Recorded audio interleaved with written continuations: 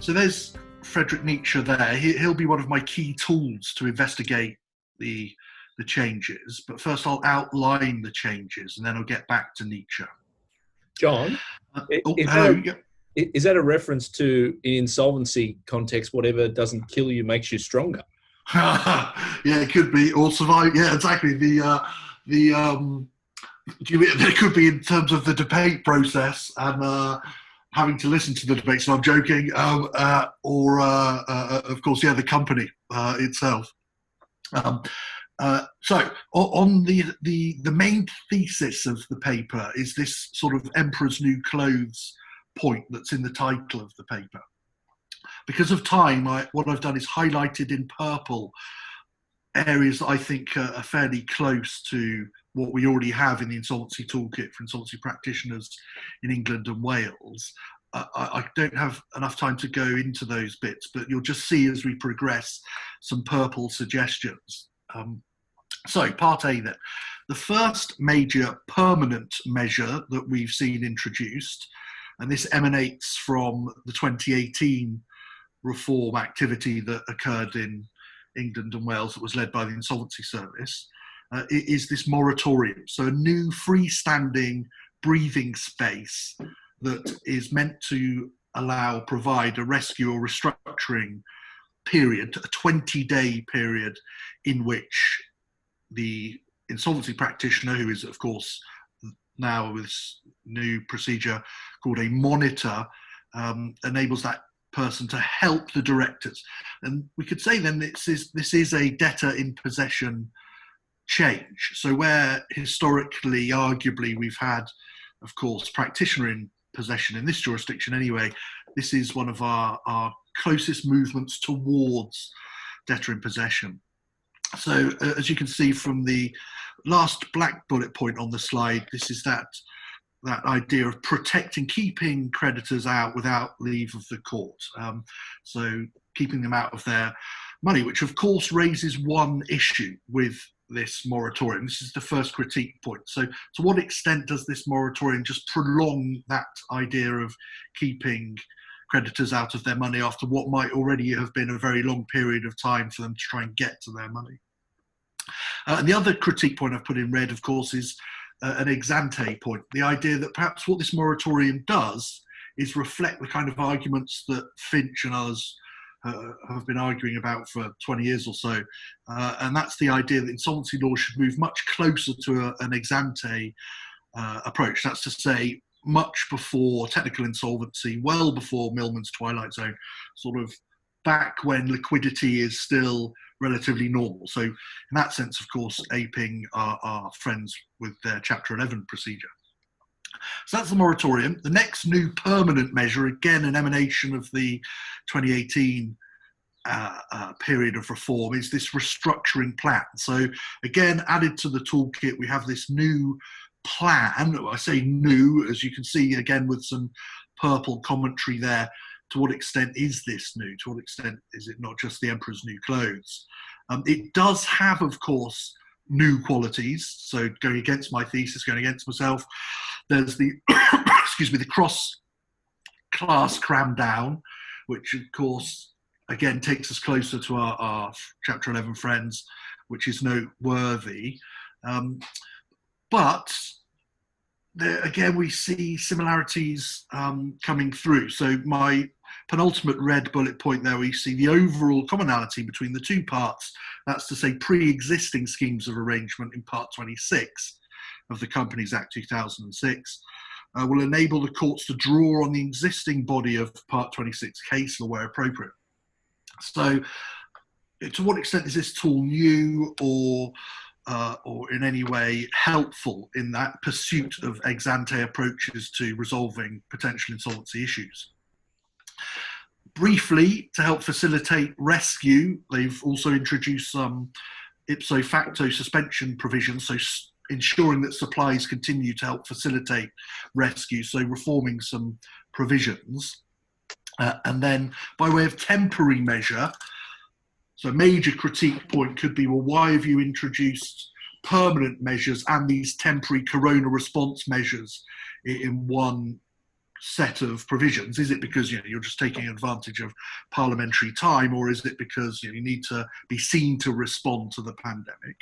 Either way, of course, we have one temporary measure, which is this one, which is, of course, the suspension of wrongful trading provisions.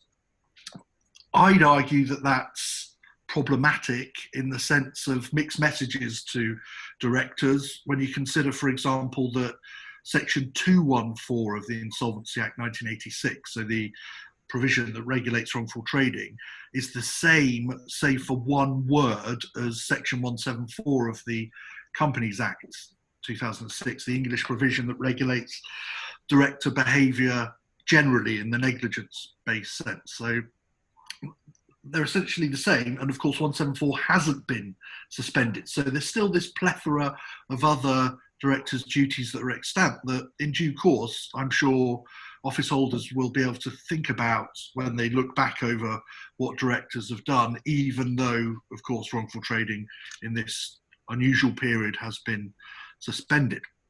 So that's a temporary measure. Another temporary measure that we have is, of course, the suspension of statutory demands and winding up processes during this period. And of course, these are retrospective.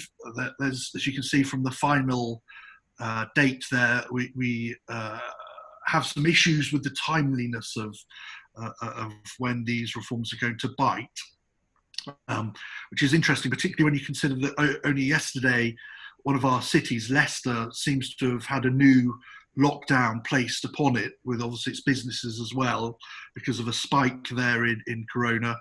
So to what extent are we going to need to extend these kinds of provisions to suspend the pursuit of debt, which apparently came about because of landlord pressures, so landlords using the mechanisms to look for the rent that they were owed.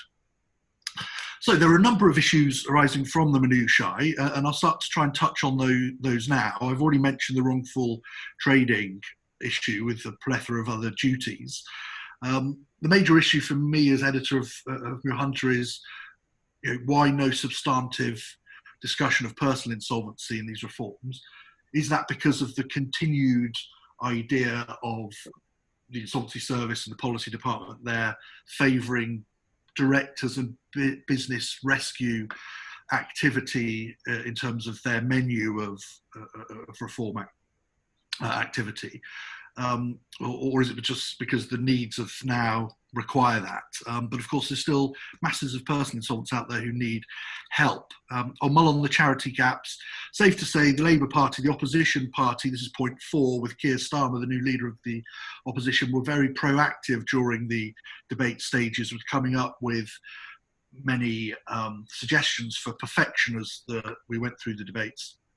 The main one that I'll pick out just because of time is, you may have heard that the finance bill is also progressing through the legislature, and it should be enacted towards the end of the year, 2020. And what that, of course, introduces, or reintroduces, is the idea of a preferential status again for the revenue, HMRC, where, of course, that was removed by the Enterprise Act 2002. And this then is an attempt by the tax authorities to claw back about 110 to 150 million a year.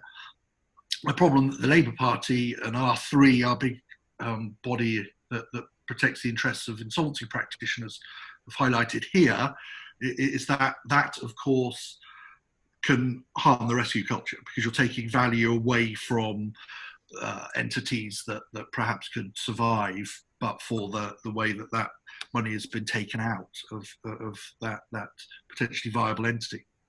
So there are many issues, or a number of issues, in the minutiae. First, though, I want to go in part B, in my 25 minutes, back out a bit macro, but I'm going to do this very briefly just to put the reforms in their context. So as I say, I'm going macro briefly, and I'm going to use, to make this first major point, as I promised in my introduction, Friedrich Nietzsche, and it's not the reference that Jason made, the whatever kills you makes you stronger. Instead, it's this eternal recurrence. So it's his aphorism in his book The Gay Science, published in 1882, which I've highlighted for you here in red, where he draws our attention in a much broader sense to basically repetition over time. So this life, quote, this life as you know, now live it and have lived it, you will have to live once again and innumerable times again. And there will be nothing new in it. But every pain, every joy, and every thought and sigh, and everything unspeakably small or great in your life must return to you. So one way of viewing these new reforms, I'd suggest, is in the context of the eternal recurrence, but of course an insolvency law eternal recurrence, which, as I say on this slide, is a mini blip, a temporal mini blip against the much larger eternal recurrence that Nietzsche was identifying. But nevertheless, of course, it's a helpful tool to make us think about how insolvency laws over time perhaps have cyclical reform activity that brings out recurrent themes. So if we think about insolvency law in terms of ages, so passages of time over our history, here's three that you might think about. So obviously the first, the age of discharge, so from 1705 through to, as you can see here, 1861, so perhaps the kind of commission-led process of bankruptcy for traders. Then we move into the age of officialism. So, well, for you, ASIC, for us, of course, the official receiver. So the idea of processes being driven by official bodies. But then for us, the most important period in the context of these reforms anyway, is the final little small block you've got there, which I've called the age of cork, or what we could call perhaps the Corkian aims, or the Corkian period of insolvency. And of course, cork for us, the equivalent for you is, as you know, the Harmer report and Ron Harmer's activity. So with the cork, excuse me, the cork report in mind, or this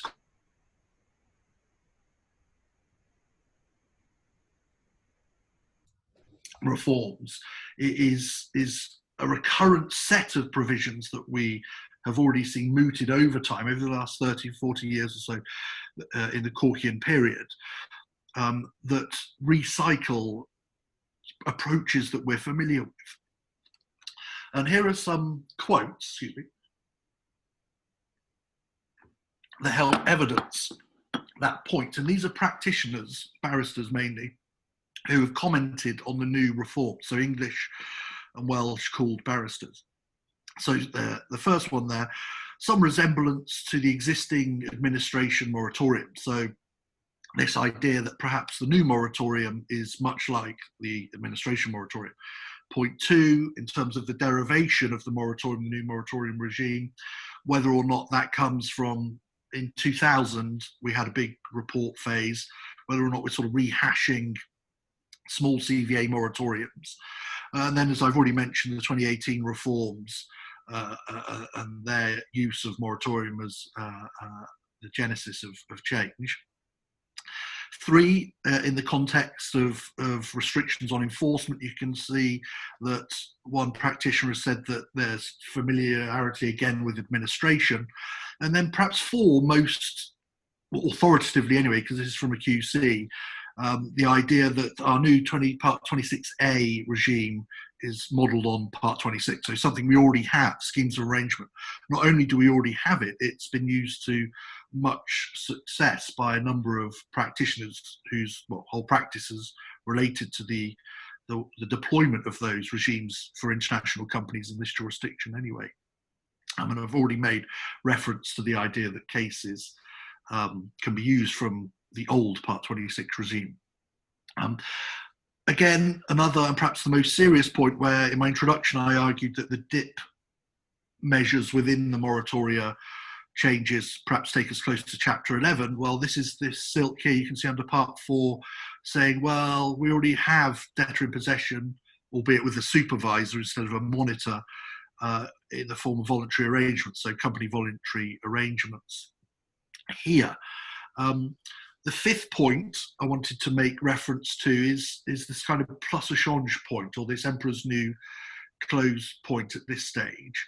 And that's because well, with the moratoria, we've been here before. So back in 2006, or the period leading up to the Companies Act 2006, there was a suggestion that a moratorium might be introduced for schemes of arrangement as part of the Company Law Review Steering Group's activity.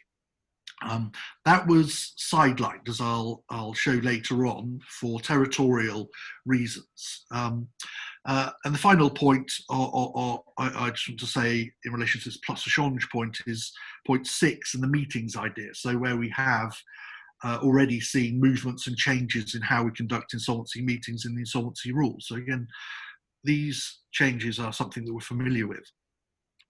Another way, perhaps less controversial way of viewing the recent changes isn't through my lens of the eternal recurrence with Nietzsche, but instead it is viewing the changes as an inevitable consequence of what commenced at the beginning of the Corkian age.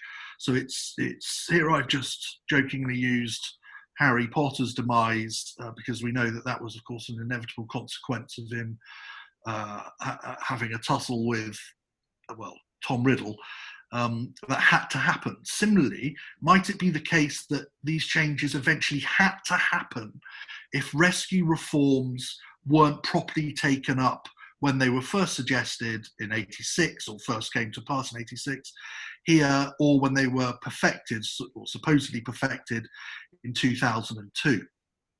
So that we were always going to have to get to a position where we needed to introduce proper rescue tools. Administration didn't really work from 1986 onwards with its Section 8 aims. As Millman demonstrated in 1995 with some research for ICAEW, that just wasn't working. The legislature reformed the procedure, tried to get it back on track with rescue with the Enterprise Act 2002. But again, as the changes from Section 8 to Schedule B1, paragraph 3 occurred, we saw really a transmutation in the purposes, as McCormack said, of administration, meaning that the aims of administration were, well, subverted towards making distributions to secured creditors, subverting the way in which administration could facilitate rescue. So post 86, we don't have a proper rescue mechanism. Post 2002, we don't have a proper rescue mechanism. We needed one. That's what these latest reforms could be couched as, a perfection of administration. And here's Carruthers and Halliday. You'll remember that they both wrote about the Cork stage of reforms and made some suggestions that Cork drew some inspiration from Chapter 11 and, of course, the American activity that was also going on in the 70s. So again, an inevitable consequence of that influence that Carruthers and Halliday identified.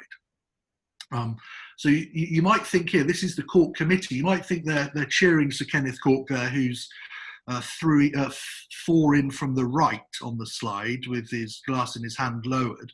You might think, oh, they're cheering him on there for successful publication of Command Paper 8558 in 1982. No, it's because they all know, using a DeLorean time machine, that in due course the rescue ethos will be properly, of course, engendered in 2020. I'm joking. I mentioned DeLorean because, of course, Sir Kenneth Cork was involved in the receivership of the DeLorean Motor Company in 1982 as well. So here's the point I've just made. So this misuse of Enterprise Act administration, or lack of rescue use anyway, with the Schedule B1 aims. So if we don't have rescue, as you can see from these statistics, then we need some rescue tool that works properly. And the stats, if you look at this diagram, you'll see that, this table rather, you'll see at the bottom there's a grey line. That grey line is all of the rescue procedures brought together. So CVAs, company voluntary arrangements, and administration. Hopefully, with the advent of this new moratorium and then this new restructuring device, we'll have a better set of statistics that draws out those different procedures and how they're used. And perhaps also what we'll see is an upshift in those rescue procedures, where they're not the lowest, where you can see, of course, liquidations are the highest with that black line. going forward. Let's monitor that. Let's see what happens with these rescue tools. So finally, part C, in my last 6 minutes or so, I just wanted to make some observations on, well, the legislation as it went through the legislature. So I'm moving away now a bit from my eternal recurrence theme or my Corkian age rescue theme towards some specific issues. So the debates of the Corporate Insolvency and Governance Bill. First, you could argue, well, the title's all wrong. Why didn't they go for restructuring and rescue? To really grasp the ex ante nature of these new procedures of moratoria and restructuring, why not grasp the nettle? Why stay still with corporate insolvency? It's not necessarily euphemism, or maybe it is, but it's not as extreme as the Enterprise Act euphemism that was deployed by Lord Mandelson and, of course, the Blair administration back in 2002. It's a shame, but let's see what will come to pass. Particularly as only yesterday, Sir Roy Good QC made what I think is his first foray onto social media, where he critiqued what he now sees as an overly cumbersome Insolvency Act 86 with loads of additions that make it almost impossible to navigate post the SIG bill. Of course, so might we see a new Corkian age? Might we see a new restructuring act in, I don't know, 2024 or something? So the first thing to note is the relative quality of the debates.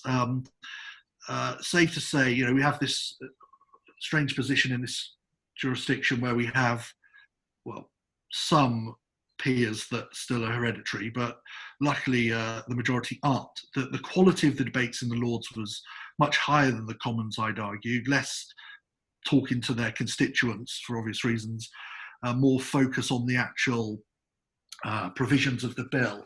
And of course, what many of the peers did is highlight problems with the legislation. First, time. So not in the eternal recurrence sense, but in the sense of why did the legislature take so long to get to this set of provisions when they were, of course, not sitting over the Easter period whilst Corona was kicking off? Could they not have basically come together and affected at least the temporary emergency measures more swiftly?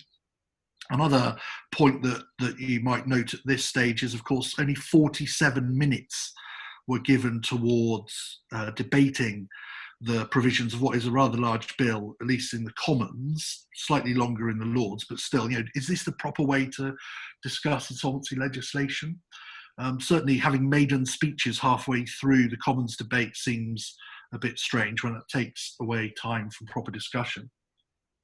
But the second main point I wanted to raise is this, that there's a huge gap, and this was identified not just by me, but also by Baroness Annalay and Baroness Barker in the Lords, when they said, well, look, we understand that community interest companies and private limited companies fall within the ambit of the moratorium, the new moratorium and the new restructuring device, but what about other species of charity? So those that are using trusts or Royal Charter or Act of Parliament charities.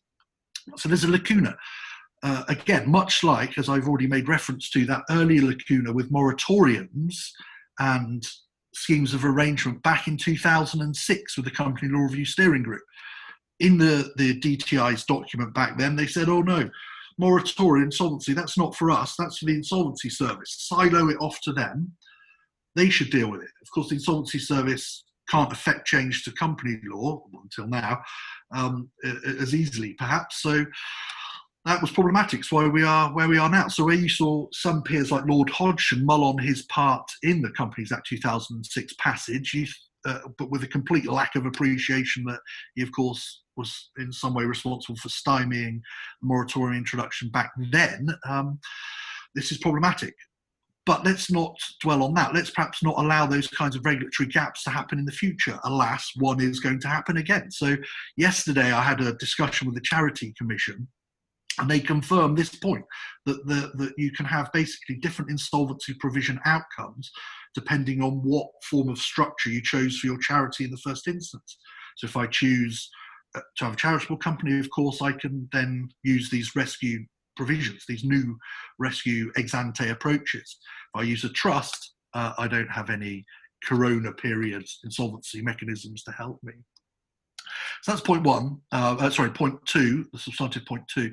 The other point as I draw towards my conclusion is this, which is point three. What I think is most interesting about the debates is how we see power interests reflected below the kind of briefing activity that we saw, particularly in the House of Lords, where a number of peers made reference to, for example, R3, or the Law Society or other, lobbying groups.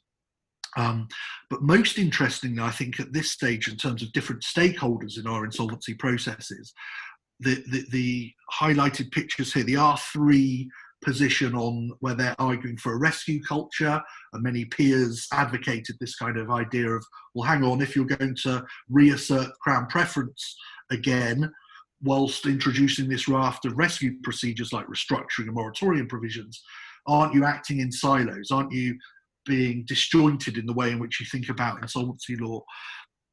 And which was, of course, an interesting debate, one which made a change from what we saw in the Enterprise Act 2002, where I'd argue bank dominance was much more prevalent. That's why I've got a picture of Marx here with some of his interests in power. I suppose it should really be Lenin with his attack on the banks in 1916. But anyway, so that's point three, this idea of underlying stakeholder debates and influences that were occurring, which I think have also changed a bit as perhaps the banking lobby has become less powerful, and where we see rescue again being properly debated, which is good. So what does this mean by way of conclusion for England and Wales as a forum? Well, this was made reference to in the Lords, not so much in the Commons, where it was noted that we're 14th, England and Wales, in the World Bank's rankings for insolvency. Lord Hayne made reference to the Dutch reforms that have gone through. And of course, this is all mixed up with Brexit, that embarrassing episode that we've gone through recently, where, of course, we'll see jurisdictions across Europe perhaps competing for business in the insolvency sense. Already mentioned future ramifications for reform in terms of perhaps a new restructuring act in due course to tidy things up as well. So that's a quick tour de force through hopefully the changes and a bit of critique and some placing them in context. After the next speaker, we can of course then return to questions as well. Thanks very much. I'll now Wonderful. Stop sharing my slides. Thanks so much, John, for giving us an overview of those changes. I'd now like to pass over to Dr. David Goldman, who's a partner with Norton Rose Fulbright here in Sydney, to give us a local practitioner's perspective on some of these changes. Thanks very much, Jason. Can you hear me? Can you hear me all right there? Good. It's good to be on finally. One of my learnings is always carry 2 live streaming devices with you in case the first one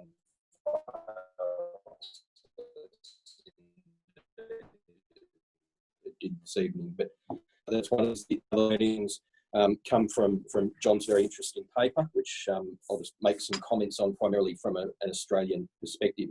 I'm particularly interested in those reforms and as much as anything, not only the detail of those reforms, but also the context and some of the reflections on the prospects for those reforms.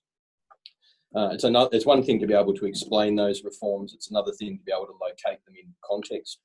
The context is particularly relevant, I think, for Australia and the UK, given the commonalities we have between our jurisdictions. We're creditor-friendly jurisdictions on the whole.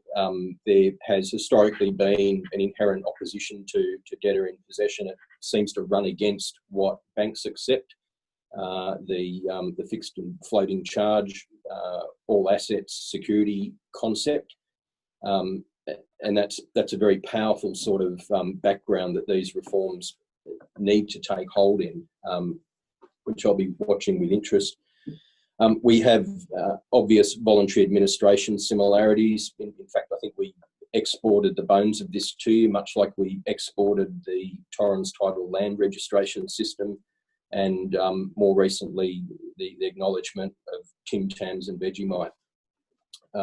We also have onerous director duties. I think far more onerous directors' duties than you have. Wrongful trading, your concept is less harsh than our insolvent trading concept. Here, we offend that law if we incur a debt and we're a director, when we ought to suspect insolvency. For you, it is the standard of there being no reasonable prospect that the company could avoid going into insolvent liquidation. So, notwithstanding that, though, I think there are some real similarities here. Interesting that the path that you've gone down is more of a structural sort of path. The reforms that we've implemented, as we were discussing last night, really, I think of them, conceptualise them as emergency measures. There's really nothing structural about what we've done. We've, as you have, I understand, increased the debt threshold for statutory demands. We've postponed the payment period for them to be satisfied, and as you have too, we've suspended our insolvent trading laws. For us, though, it's really kicking the can down the road. I characterise them as really being a type of economic climate change. They've put the economy into a deep freeze, a deep hibernation. The current forecast is that we're going to come out of that deep freeze in September or October, unless that gets extended by the government. When we come out of that, debts will be greater, accumulated interest will need to be met, there'll conceivably be decreased revenue, not only during the hibernation period, but also after the hibernation period, given the lower demand and potentially supply as well, given the effect that this has had on supply chains. Our directors' safe harbour offers some structural change, and that was a couple of years ago now, by way of a retreat from the insolvent trading laws that we have. It's a relief or a defence, though. It doesn't. It's not a sustained debtor in possession model. Its fortune is largely anecdotal. There's no cases. My personal experience is that companies and directors will balk at the high cost of engaging a properly qualified so-called harbour master, and that's often thought to be a distraction from for the deployment of working capital to a more productive purpose, or to taking it away from a potential fund to offer creditors in a deed of company arrangement. But one of the structural changes that you've described, John, we already have, of course. That's the ipso facto prohibition. I don't know how much of a difference that's going to make in your jurisdiction.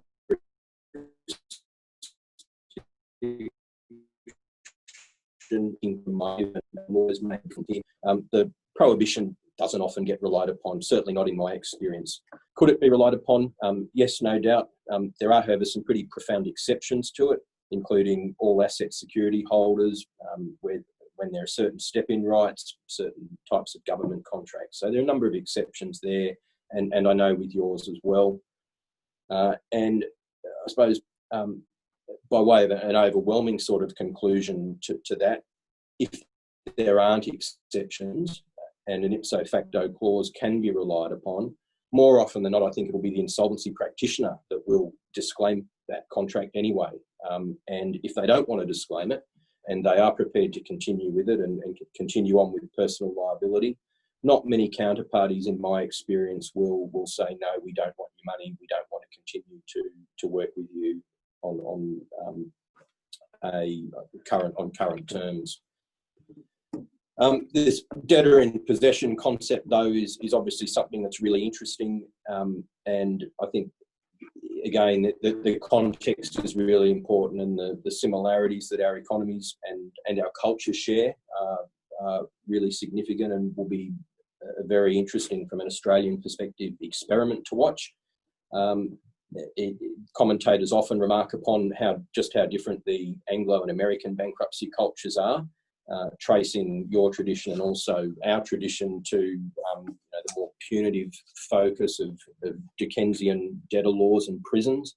versus the entrepreneurial spirit of the US economy, which is really fostered by the Chapter 11 process there and the debtor in possession regime that you're looking to implement.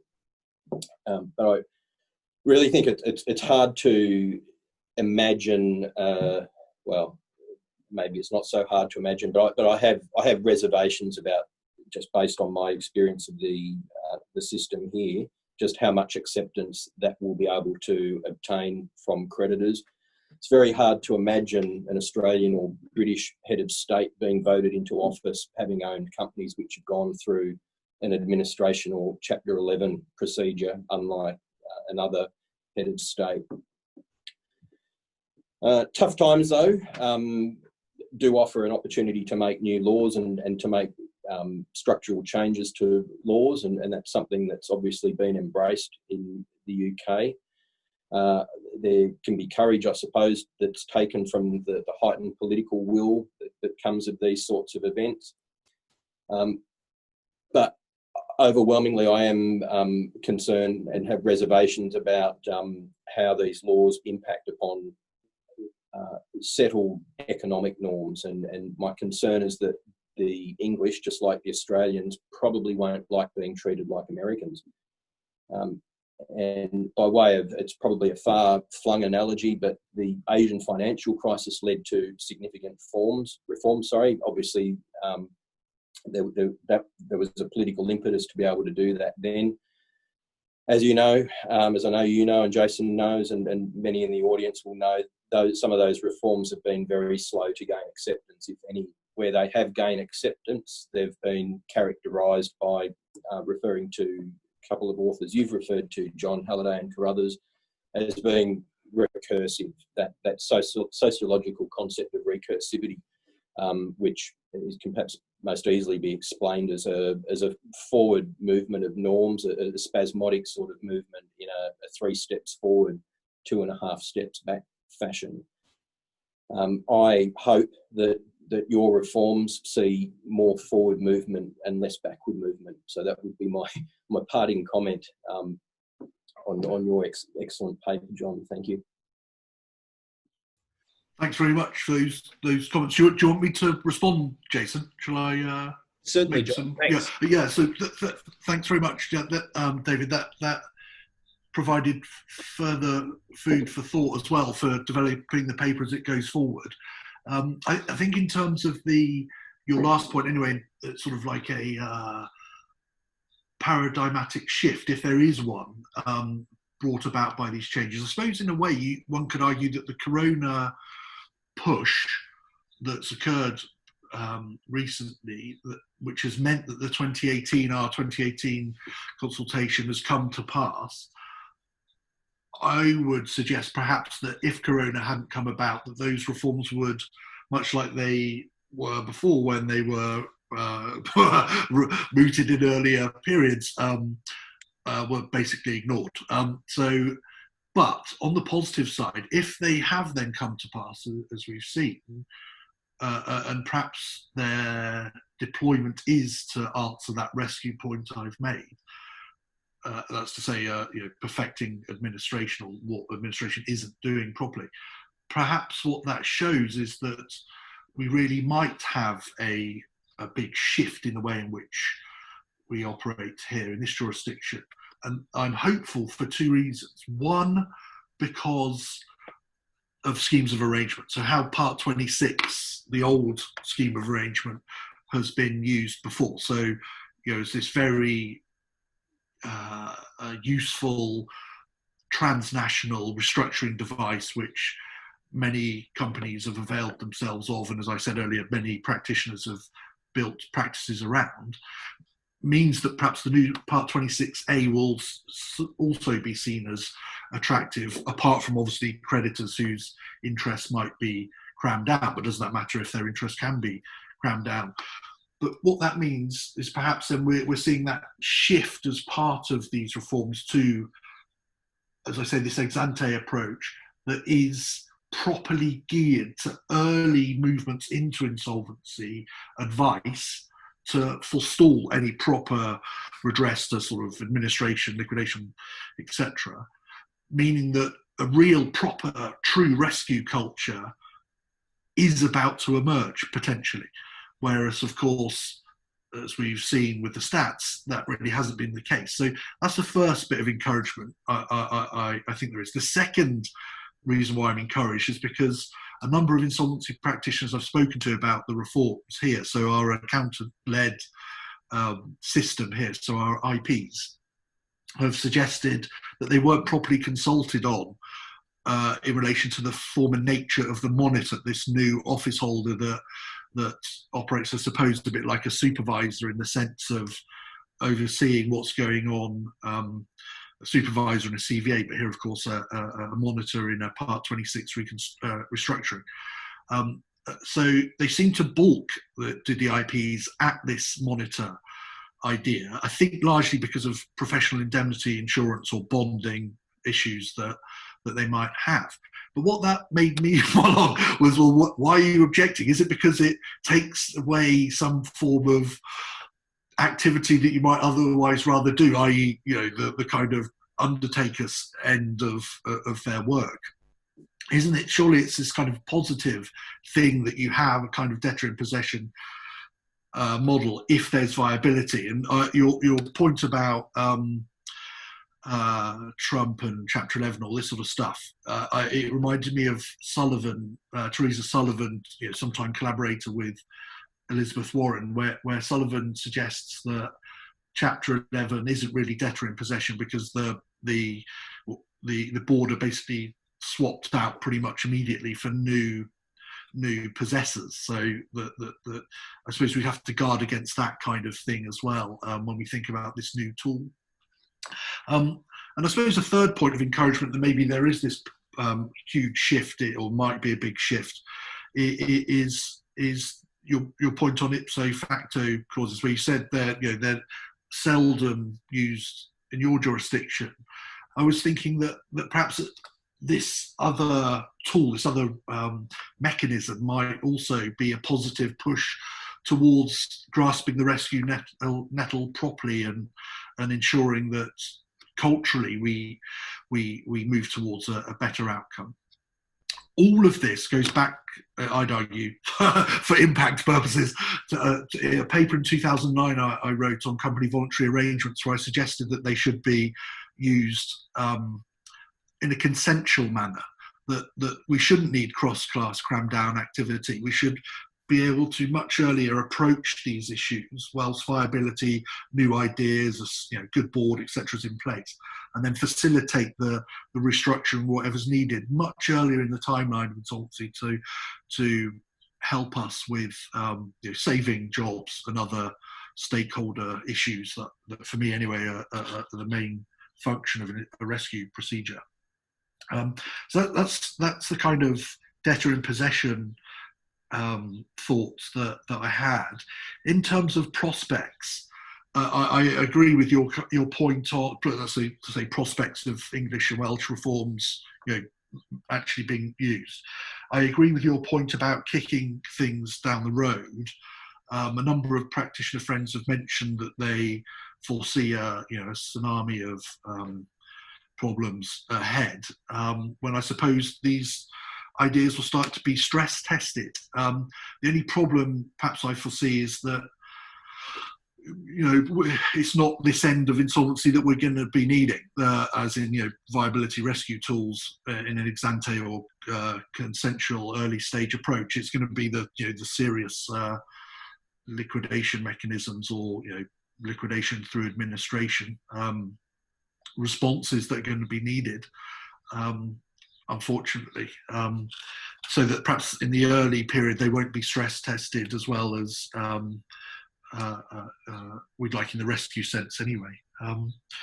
For directors, I didn't want to spend too long on my attack on the wrongful trading issue, mainly because I wonder if it's just window dressing. So, where they want, in policy terms, wanted to be seen to be doing something, a bit like the statutory demand and winding up responses, although, of course, they're they have more substance. But it seems to me that perhaps it was a form of proactive response, in the sense of, directors are going to have to face decision making in an absolutely unprecedented time. Let's remove some of the pressure with this suspension. But then to make no real substantive comment or mulling on the effect of the other provisions seems to me a bit strange as completely forgetting that charities can also have other forms other than corporate forms. So a bit like the point you've made also, like emergency legislation, can you really do good legislation when you're rushing to legislate? Well, in this instance, perhaps they just wanted to segue in the 2018 stuff when they could, because they knew they wouldn't get legislative time again for another 5 years, particularly with Brexit, etc. And so it suited their agenda. So it's been a very, very interesting time over here with insolvency, and I'm sure with you guys as well. Yeah. Absolutely. So I'm just mindful of the time. We have had a couple of questions, so I might go to the questions first, and then I'll give an opportunity for some final comments. Just as a reminder, if anyone has questions, you can post them into the chat box, and then I will go through those. So we've got a question from Aurelio in Singapore, and he's firstly thanked the presenters today for their excellent presentations, but then he's asked, this is a question for you, John. In your view, are creditors properly protected against opportunistic use of the moratorium by non-viable companies facing financial trouble? And he points out that there has been some concern about the EU's directive on preventative restructuring frameworks, and he wonders how the UK has dealt with these concerns. I think that's a really interesting point. And for a time, insolvency practitioners in this country have had, historically, this is important to note, historically a bad press, pre-86 in the sort of cowboy liquidator sense, and the professionalism that came about because of examinations, etc. in 86. And then, of course, as we've progressed over time, the sort of high standards that the respective professional bodies have, the regulatory bodies, mean that we've got a highly professional, well-regulated set of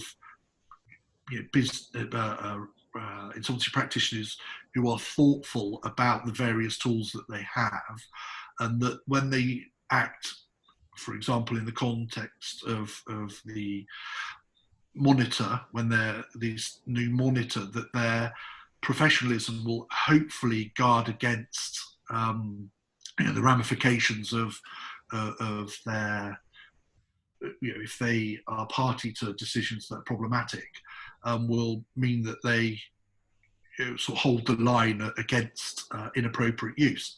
That said, of course, how can one predict, certainly against this backdrop with Corona, etc., how can one predict what might come to pass during the process of this new deployment of this structure that might cause a different light to be shed on things? So I think, in short, it's the professionalism of the IP that we would be relying on as the monitor, and of course the backdrop of duties for directors as well, if the judiciary had to then to examine what had occurred in due course as part of some other later insolvency procedure if there is a collapse into liquidation, that those measures would hopefully stop any abusive use of these ex ante early approaches.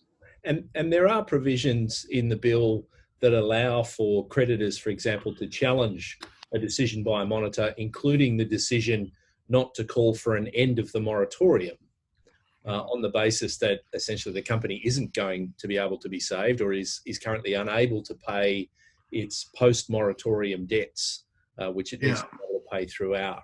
It is interesting that they're not included specifically as officers of the company, so presumably they're not bound by statutory duties like insolvency practitioners are, certainly here in Australia. Although I do wonder, they are officers of the court as set out in the legislation, and I wonder if they'll be seen to be fiduciaries for the benefit of creditors. There's actually some really interesting law in Canada on that, where monitors have been found to be there acting in the best interests of creditors and have duties to protect the creditor interest. So I wonder if the English courts might take some guidance from the Canadian position under the Company Creditors Arrangements Act. Yeah, no, that's they're certainly no strangers to engaging in other jurisdictions and the way in which they've approached these issues. What that does highlight, though, and of course I answered the question from the perspective of potentially miscreant directors, but you raise an important point, which I think, to what extent would or could creditors' activity, and of course David referred to this with the creditor-friendly regimes as a sort of long history of creditor-friendly activity. To what extent could creditor activity which stymies the way in which this moratorium could work actually be a form of downfall? Not that we're having overly cautious monitors or overly cautious directors who throw out their hands and go for other procedures, but instead have creditors who are trying to, say, like I said in my introduction, look, I've been waiting 8 months already for what you owe me. I'm not agreeing to the terms of this this restructuring because I've waited long enough, and it's going to have domino effects on my own position. So it's going to be a very interesting point to watch, and I'm sure the Insolvency and Company Court judges and their colleagues in the Chancery Division or Business and Property Courts here are going to have lots of work. Indeed, with Carluccio's and Debenhams, they even had work before the statute came to pass, where they had to sort of pre-guess the operation of some of the provisions as well. We're kind of, on that point, on your sort of judges' stress point, we're seeing almost daily reports coming out where the judiciary are examining various points at this time, which goes back to the excitement point I mentioned earlier. Now, I've got a question from local insolvency practitioner here in Sydney, David Levi, and he asks, how is this new moratorium supposed to work with pre-packs in the UK? And also Mark Wellard had a similar question. I suppose in terms of the guidance notes and the way in which they're couched, or how the procedure is foreseen, it seems to me that the new procedure, the moratorium procedure, is seen as an entrance and gateway on its own. So, standalone activity that could help a viable business just get through a period of 20 days or so to draw its breath and assess things. Or then they specifically mention CVA, so as a movement into a CVA. But I suppose if an insolvency practitioner has their toolkit open and they've got administration and in the form of a pre-pack, CVAs, Part 26 schemes, Part 26A restructuring, etc., that I'm sure in due course we'll see creative insolvency practitioners use the plethora of resources to hopefully, I was going to say get rid of the debt, but use the mechanisms properly for the best outcomes of all stakeholders. Why wouldn't you potentially try and use the new provisions to facilitate a pre-pack if it saves? But although, of course, why would you want to spend the money on administration if you could achieve consensually what you were trying to do anyway in this earlier sense? So perhaps there's a cost implication of mounting, and perhaps that lies behind the IP objection to the monitor process. They want to do those pre-packs because they can charge more. I'm being cynical, but just a couple of points on that. I mean, from my perspective, perhaps this new moratorium will give a bit of runway for better use of administration and outcomes there.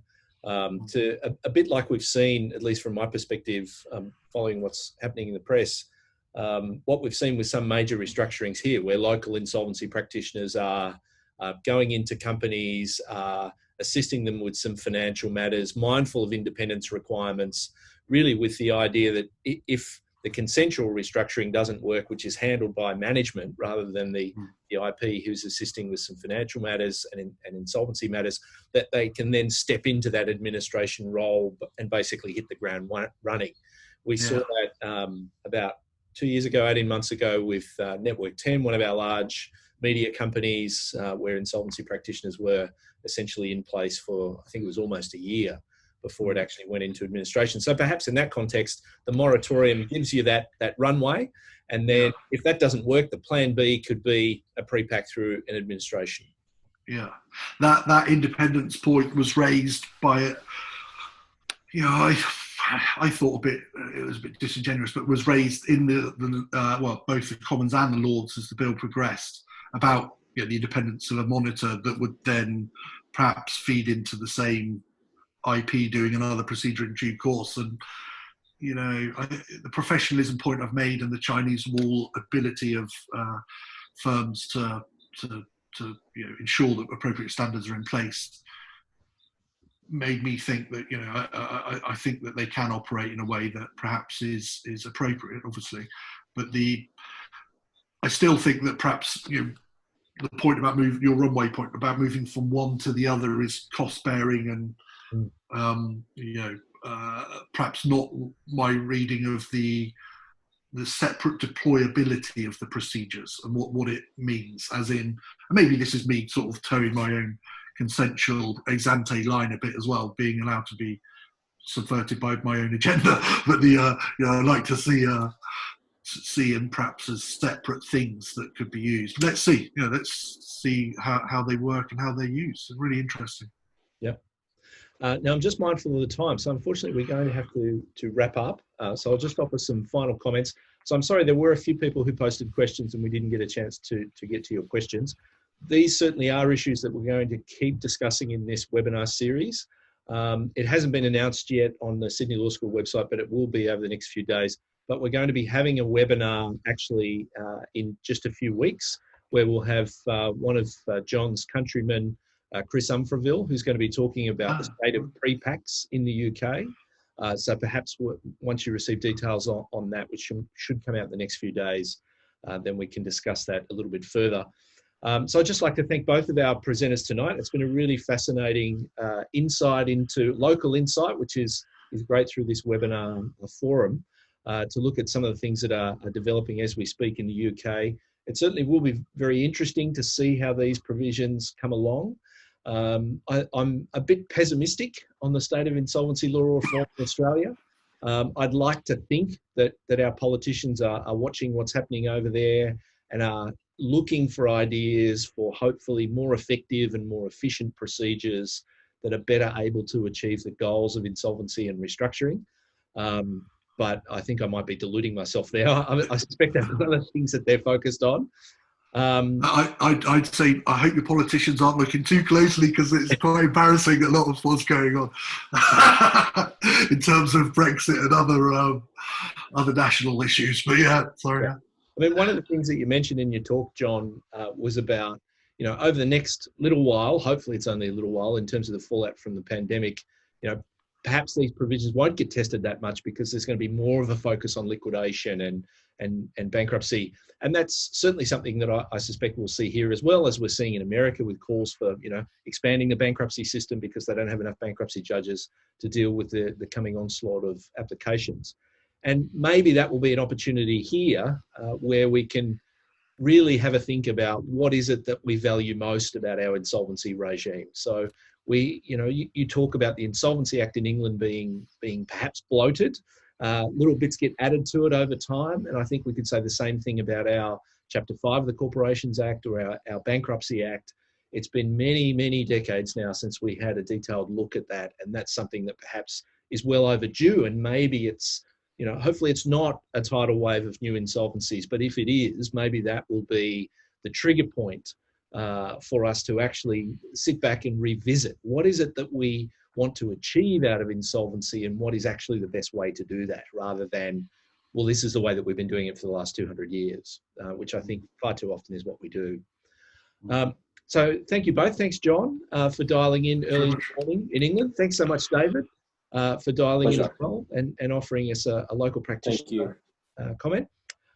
So as I noted in the introduction, these sessions are recorded, so there will be a video of this which we'll make available on the Sydney Law School YouTube page. And I'll also send a copy of the slides to all of the people who registered. So as I said, we do have some other insolvency related webinars coming up over the next month. So make sure you have a look on the events page for Sydney Law School.